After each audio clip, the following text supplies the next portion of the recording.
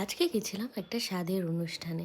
তো আজকে আমার পাশের বাড়ি, আমার আত্মীয় হয়, আমার হচ্ছে দিদির মেয়ে, তার হচ্ছে স্বাদ।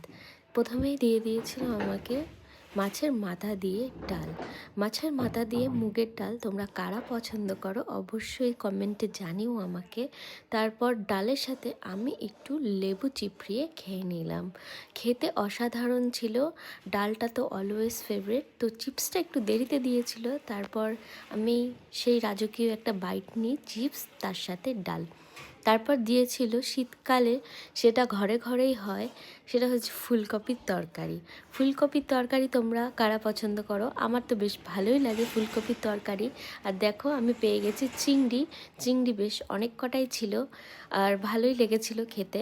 আর চিংড়ি আর ফুলকপি খেতে খেতেই দিয়ে দিয়েছিল কাতলা মাছ। কাতলা মাছের ঝোল আমি নিইনি, কারণ কাতলা মাছটা আমি ফুলকপির সাথেই খেয়েছিলাম একটু একটু করে। তো কেমন লাগলো তোমাদের ভিডিওটা অবশ্যই জানিও। সবার লাস্টে চাটনি আর পাঁপড় দিয়ে শেষ করলাম।